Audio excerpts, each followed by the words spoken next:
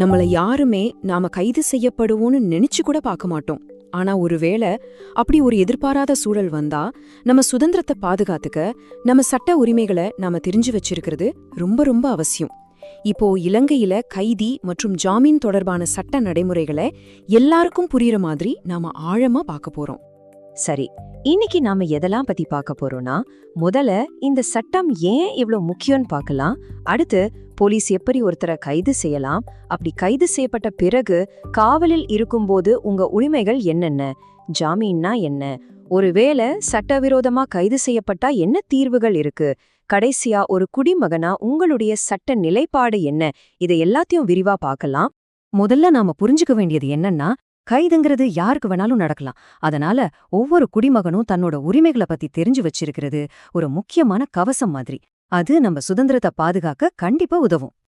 இது ஒரு நேரடியான கேள்வி இல்லையா? சரி, போலீஸ் ஒருத்தரை கைது செஞ்சா அடுத்தது என்ன நடக்கும்? சட்டப்படி என்னென்ன நடைமுறைகள் இருக்கு? இது சரியா புரிஞ்சுக்கிறது ரொம்ப முக்கியம். வாங்க இந்த முழு செயல்முறையையும் நம்ம படிப்படியா பார்க்கலாம். சட்ட நடைமுறைகளை பத்தி தெரிஞ்சுக்கிறது வக்கீல்களுக்கு மட்டுமான விஷயம் இல்ல. இது ஒவ்வொரு குடிமகனோட சுதந்திரத்தையும் அவங்க கண்ணியத்தையும் பாதுகாக்கிற ஒரு முக்கியமான கருவி. உங்க உரிமைகள் என்னன்னு உங்களுக்கு தெரிஞ்சாதான் நீங்க அதை கேட்டு பெற முடியும். சரி, இப்ப இந்த செயல்முறையோட முதல் படிக்குள்ள போகலாம். இலங்கையில ஒரு போலீஸ் அதிகாரி எப்போ எப்படி ஒருத்தரை சட்டப்படி கைது செய்ய முடியும், இத பத்தி கொஞ்சம் விளக்கமா பாப்போம். நம்ம நாட்டு சட்டப்படி போலீஸ் ஒருத்தரை கைது பண்ண 2 முக்கியமான வழிகள் இருக்கு. ஒன்னு, கோர்ட்ல இருந்து வாரண்ட், அதாவது பிடியாணை வாங்கிட்டு வந்து கைது பண்றது. இன்னொன்னு, வாரண்ட் இல்லாம கைது பண்றது.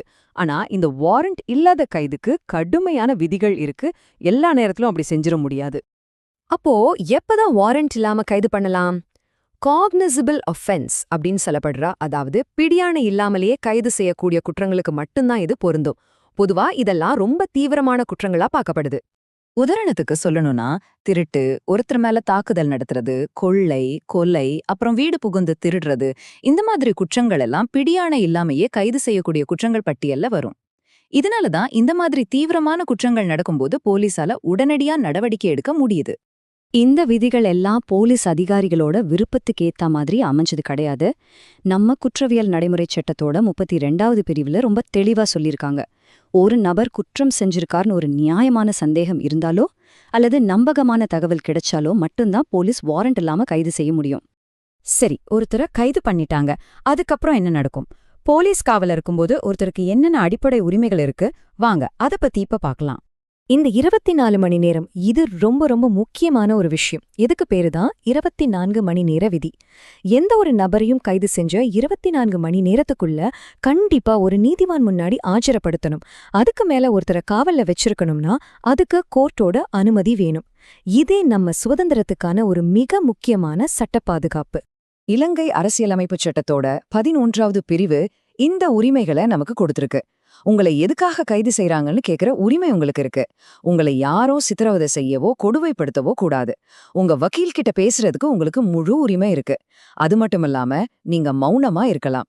கோர்ட்ல குற்றம் நிரூபிக்கப்படுற வரைக்கும் நீங்க ஒரு நிரபராதி தான். இப்போ ஒரு வழக்கு நடந்துகிட்டு இருக்கும்போது காவல்லேருந்து வெளியே வர்றதுக்கான முக்கியமான வழிமுறையான ஜாமீன், அதாவது பேல் பத்தி நம்ம பார்க்கலாம். இது நம்ம நாட்டு ஜாமீன் சட்டத்தோட முக்கியமான கொள்கை. இந்த ஒரு வரியே சட்டம் நம்ம சுதந்திரத்துக்கு எவ்ளோ முன்னுரிமை கொடுக்குதுன்னு சொல்லுது. அதாவது ஒருத்தரை சிறையில அடைச்சு வைக்கிறத விட ஜாமீன்ல விடுவிக்கிறது தான் சட்டத்தோட நோக்கம். தண்டனையா ஒருத்தரை காவல்ல வைக்கக்கூடாது. ஜாமீன் சட்டத்தின்படி பாத்தீங்கன்னா குற்றங்களை 2 வகையா பிரிக்கிறாங்க. ஒன்னு, தீவிரம் குறைவான குற்றங்கள். இதுக்கு ஜாமீன் வாங்குறது உங்க உரிமை. சில சமயம் போலீஸ் ஸ்டேஷன்லயே கூட ஜாமீன் கிடைச்சிடும். ஆனா கொலை மாதிரி கடுமையான குற்றங்களுக்கு ஜாமீன் கொடுக்கறாமா வேணாமான்னு பல விஷயங்களை யோசிச்சு கோர்ட்டு தான் முடிவு பண்ணும்.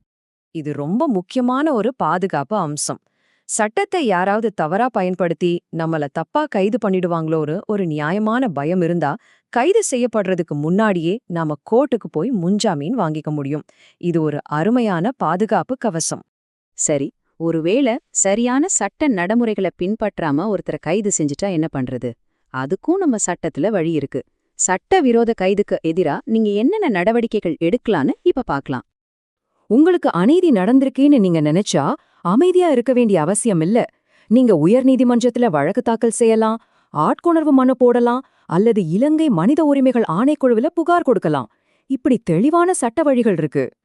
சரி, இவ்ளோ நேரம் நாம பார்த்த விஷயங்கள்ல இருந்து நம்ம கத்துக்கிட்ட முக்கியமான பாடங்களை இப்போ ஒரு தடவை சுருக்கமா பார்த்துடலாம்.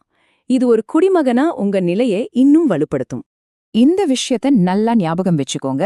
கைதுங்கிறது ஒரு விசாரணை நடைமுறை தான். ஒருத்தரை கைது பண்ணிட்டதாலேயே அவங்க குற்றவாளி ஆயிட மாட்டாங்க.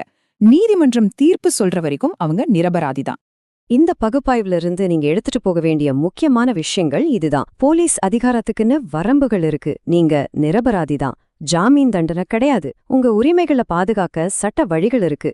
இந்த அறிவு தான் உங்களுடைய மிகப்பெரிய பலம். இப்போ இந்த சட்ட கட்டமைப்பு பத்தி தெரிஞ்சுக்கிட்ட பிறகு ஒரு குடிமகனா சட்டத்துக்கும் உங்களுக்குமான உறவை பத்தி நீங்க எப்படி உணர்றீங்க? இந்த சட்ட அறிவு உங்களை எப்படி பலப்படுத்துதுன்னு ஒரு நிமிஷம் யோசிச்சு பாருங்க. ஏன்னா சட்டத்தை பத்தின அறிவு ஒரு சக்தி வாய்ந்த கருவி. அதை நாம சரியா பயன்படுத்துவோம்.